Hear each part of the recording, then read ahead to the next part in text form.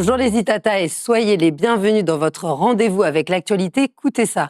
Aujourd'hui, je vous propose une balade artistique dans le domaine du cinéma. Un cinéma ancré, local. Vous allez le voir qui va provoquer beaucoup d'émotions. Et j'ai le grand plaisir de recevoir sur cette thématique originale Jean-Michel Loutobi. Bonsoir. Oui, bonsoir Éléonore. Alors, je dis thématique originale parce qu'on vous connaît sur Zitata, parce que vous êtes un acteur du territoire, hein, notamment au sein de la Mille Nord, mais vous avez aussi cette passion, vous êtes réalisateur. Alors, expliquez-nous comment vous êtes arrivé dans ce domaine. Alors, c'est vrai que, bon, depuis très jeune, j'ai toujours été attiré par le cinéma, toujours été par les films. Je me souviens, quand j'étais enfant, j'aimais bien mon dimanche après-midi avec les westerns, voilà. Et puis, le dimanche midi, on allait au cinéma. Il y avait les films karaté à l'époque avec Bruce Lee et tout ça. J'ai toujours adoré cet environnement. Et puis, en arrivant à la mission locale, j'ai voulu explorer avec des jeunes d'autres thématiques que l'emploi classique, parce qu'il faut ouvrir d'autres champs, d'autres champs du possible.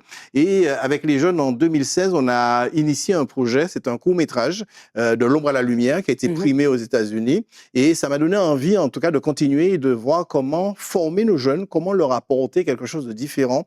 Et nous avons commencé aussi à travailler avec des gens comme Tropique Criminel, il y a d'autres personnes qui me demandaient des jeunes pour être figurants ou pour jouer ou pour seconder des techniciens. Et je trouvais ça intéressant de pouvoir présenter autre chose aux jeunes. Et en 2023, donc, nous avons tenté un long métrage. J'étais à l'origine d'un long métrage qui s'appelle Les Muses Invisibles. Et puis en 2024, c'est en 2023, et en 2024, j'ai commencé à travailler avec un autre producteur sur un autre film sur le harcèlement scolaire.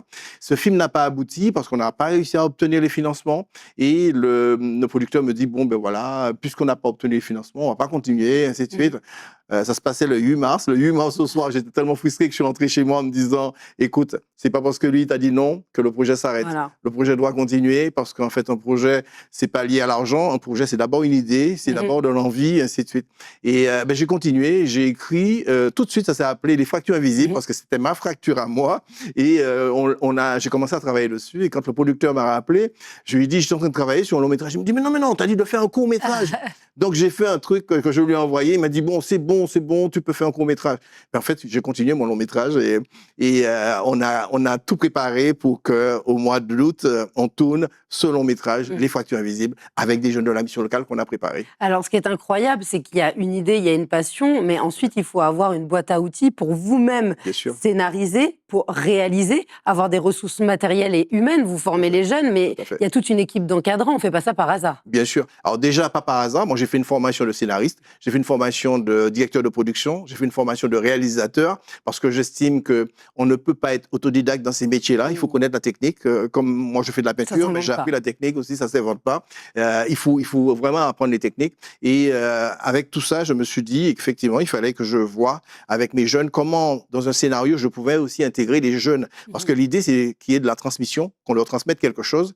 Donc, l'idée, c'est que ces jeunes-là puissent travailler avec des vrais professionnels. Donc, on a comme chef opérateur Teddy Albert, on a mon premier assistant, c'était Marc Boy, c'est un Guadeloupéen qui enseigne justement dans une école de cinéma en Guadeloupe. Donc, vraiment, j'ai voulu avoir des vrais professionnels pour encadrer des jeunes. Et celui qui a formé les jeunes, il s'appelle Aliou Cissé, c'est quelqu'un qui a déjà tourné pas mal de films, qui a un certain âge, mais qui est vraiment un vrai professionnel avec quelque chose à transmettre. Et vraiment, nous avons pris 80 jeunes à peu près à former. À la fin, il restait à peu près une quarantaine. Et sur les 40, on a travaillé avec eux sur le film. Donc, il y en a qui sont devenus figurants. Moi, je me souviens avant de faire le casting, parce que j'ai pas fait le casting d'emblée, j'ai fait le casting à la fin de la formation, parce que je me suis dit, il faut permettre aux individus d'évoluer, de se révéler aussi. De se révéler, parce que le jeune Lady Michanol qui tient le rôle principal, quand je l'ai vu la première fois, il était tout penaud, il vient, bonjour monsieur, machin, passé dans mon bureau, je dis, ce jeune, c'est bizarre, il est très timide, machin, je pense que ce sera peut-être pas lui. Ben, lorsqu'on a fait le casting et il m'a sorti les larmes, et il connaissait son texte par cœur, je me suis dit, là, je tiens ma perle, Oui, c'est ce ça. sera lui le premier Et rôle. c'est pas forcément les plus extravertis qui vont passer le mieux sur le premier rôle. Tout à Et fait. d'autant plus qu'on a la jeunesse, et même quand on devient adulte, Bien on a sûr. beaucoup de fantasmes par rapport au C'est monde vrai. du cinéma. C'est vrai. Et puis c'est en connaissant les métiers qu'on peut réaliser que par rapport Tout à à nos fait. propres compétences, ça correspond mieux à un Bien sûr. technicien, Bien sûr. ou Bien même sûr. devenir Tout à réalisateur, fait, pourquoi tout pas. à fait. Non, Donc mais il y a c'est des choix, l'ensemble tous du les choix panel. sont possibles en fait. Mhm. Voilà, et moi j'ai eu l'occasion de travailler avec le producteur exécutif de Tropique Criminel, Olivier Garabedjan, qui est venu rencontrer nos jeunes en leur disant, vous savez, moi je suis pas allé très loin à l'école, mais aujourd'hui je suis producteur exécutif et que j'ai fait tout un parcours, j'ai tout fait dans le métier du cinéma. Donc il a touché un peu à tout, aujourd'hui il est producteur exécutif. Donc ça veut dire que tout est possible et que avec le travail, avec de l'envie, avec de la formation aussi, on arrive à Ouais. toucher ses rêves et à caresser ses Et rêves. c'est une Donc, belle c'est important. métaphore de la vie, votre projet, finalement. En un Ah, temps complètement. concentré, c'est on part de rien, C'est et ça. puis on tâtonne, on se trompe, on passe un casting, ça peut rater, et puis on va C'est ça. rebondir, on fait preuve de résilience. Et d'ailleurs, le mot Tout à fait. résilience me permet d'ouvrir sur le scénario du film. Qu'est-ce que vous pouvez nous en dire? Quelle est l'histoire que vous Alors, avez l'histoire, imaginée? en fait, c'est Dylan qui subit une pression familiale parce que son père, qui est médecin, son grand-père avant lui était médecin, son arrière-grand-père était médecin. Et Dylan se retrouve avec un papa qui veut qu'il devienne aussi médecin. Donc, Dylan, au début, il disait rien, mais au fur et à mesure, il y a ce poids familial qui lui pèse dessus, qui lui pèse sur les épaules. Et un jour, ben, il va péter un câble. Et ça va mal se passer avec son père. Et voilà, il va se retrouver en difficulté. Et parallèlement, il y a sa sœur Léa qui va être harcelée à l'école, qui va connaître des moments très, très difficiles à l'école parce que des copains, copines l'envient, parce qu'elle est belle, parce qu'elle a de bonnes notes, parce qu'elle a une vie presque normale, elle a des parents qui sont assez aisés. Et elle génère de la jalousie, quoi, voilà, et ça, de l'envie. Et autour de ça, j'ai monté une histoire parce qu'en fait, ce sont des choses que je vis au quotidien. Ce sont des jeunes, des histoires que les jeunes me racontent, Concrètes. que les parents me racontent. Donc, j'ai pris quelques histoires et j'ai monté une fiction avec quelques histoires, quoi. C'est pas une histoire, ce sont des histoires. Donc c'est ça, vous partez de la réalité Tout pour à fait. ensuite, dans votre imaginaire, en C'est sortir ça. votre bébé. Construire là. quelque chose. Voilà. Construire quelque chose Construire avec, quelque bien chose. sûr, une armature, un squelette pour le scénario qui tienne la route, avec des rebondissements, avec, Bien sûr. voilà. Et puis une fin heureuse, parce que moi, j'aime beaucoup les films avec une fin heureuse, donc, Alors justement, lorsqu'on tourne, et il y a beaucoup d'humains derrière, il y a du Bien sûr. management, il y a Bien sûr. vous, votre projet, et puis l'histoire, le fil rouge. On Tout à n'ira fait. pas vers la fin, puisqu'on ne va pas Bien spoiler sûr. pour les Itata qui, bien sûr, iront voir le film. Comment ce projet peut évoluer? Est-ce que des fois, au contact d'une personne, d'un personnage, vous pouvez aller vers des émotions auxquelles vous n'aviez pas pensé au départ? Bien sûr. Alors, c'est vrai que moi, je voulais, Erika, je lui ai donné un poste assez particulier parce que je voulais une pleureuse. Je voulais quelqu'un qui fasse monter les poils et qui lâche les émotions parce qu'en fait, c'est ça aussi, la vraie vie. Dans la vraie vie, les gens, ils sont naturels. Quand on joue un film, des fois, on a tendance à réciter son texte et puis à faire passer quelque chose. Moi, je voulais, au-delà du message, je voulais aussi faire passer de la sensibilité, je voulais faire passer de l'émotion et que les gens, d'ailleurs, que les harceleurs se sentent un petit peu en danger quelque part en regardant le film parce que, justement, on veut que ça cesse, on veut que l'école ne soit pas un lieu un lieu de souffrance, c'est un lieu d'apprentissage, c'est pas un lieu de souffrance. Donc, l'école où il y a d'autres endroits, hein, même dans le travail, on peut subir du harcèlement. Donc, j'ai voulu mettre ça à nu et que ça fasse débat aussi. Parce que l'humain, c'est toujours une matière très difficile à travailler, mais aussi une matière très intéressante parce qu'il y a des choses complexes, il y a des choses qui sortent. Voilà. Moi, quand j'ai vu Erika, je me suis dit, bon, allez, je sais pas si ce sera elle, la maman. Et pareil, quand je l'ai vu jouer, quand je l'ai vu, comment dire, vraiment, son jeu d'acteur m'a beaucoup plu. Incarné le personnage. Elle a incarné le personnage. Et je sais pas si c'est un hasard, mais les deux sont passés en casting en même temps. Erika est passée en même temps que Lenny, qui joue le rôle de Dylan.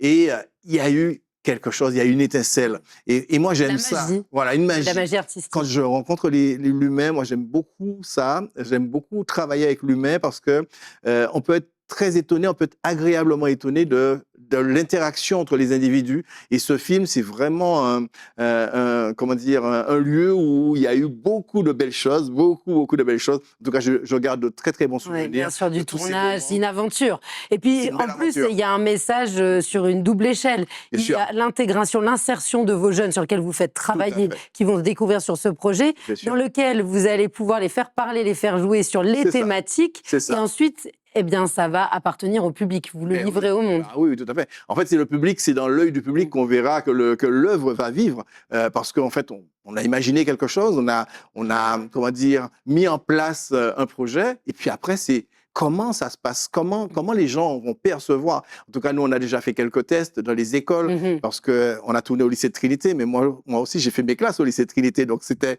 quelque chose de très, très difficile pour moi aussi, parce que je revenais là où j'ai fait mes petites classes collège, j'ai fait du collège, j'ai fait le lycée, et voilà, ce sont tous ces souvenirs. Tous ces souvenirs. C'était pas neutre du tout, ce sont tous ces souvenirs qui sont revenus. Quand on a tourné, on devait tourner au centre pénitentiaire, on n'a pas pu tourner au centre pénitentiaire, parce que à la dernière minute, le directeur nous a dit que c'était pas possible, alors que bon, on avait un accord, mais il m'a dit que c'était pas possible. Ça, c'était 3 jours avant le tournage.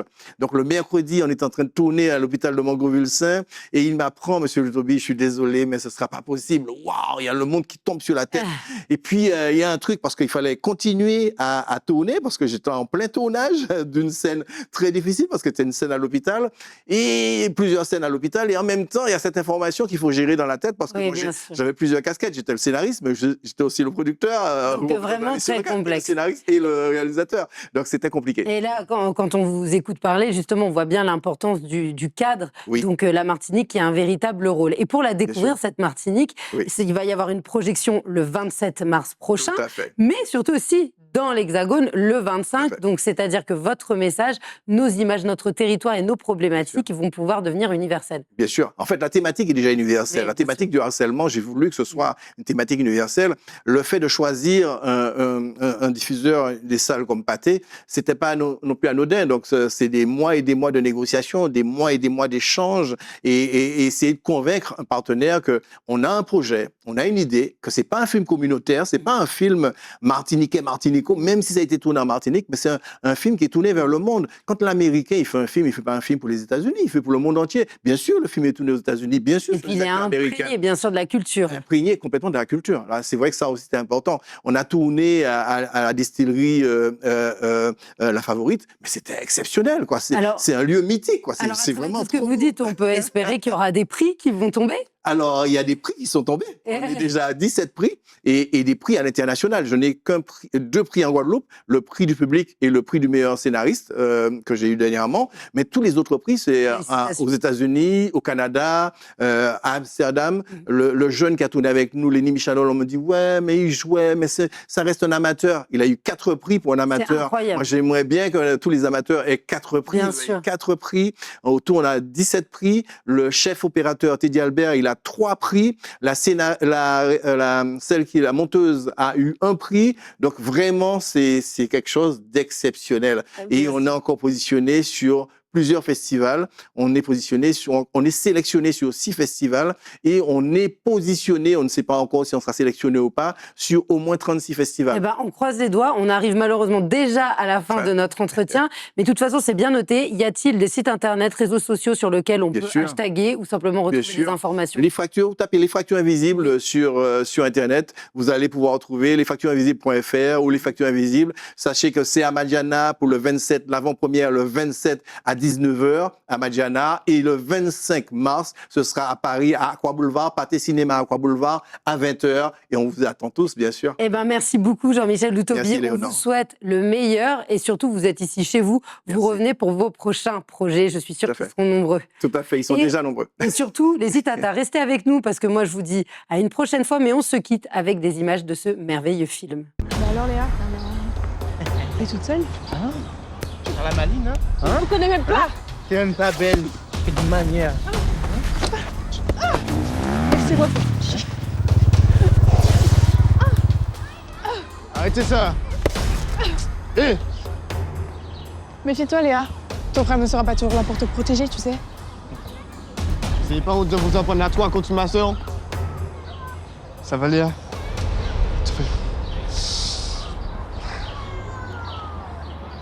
Et tu voulais quoi, ces jeunes?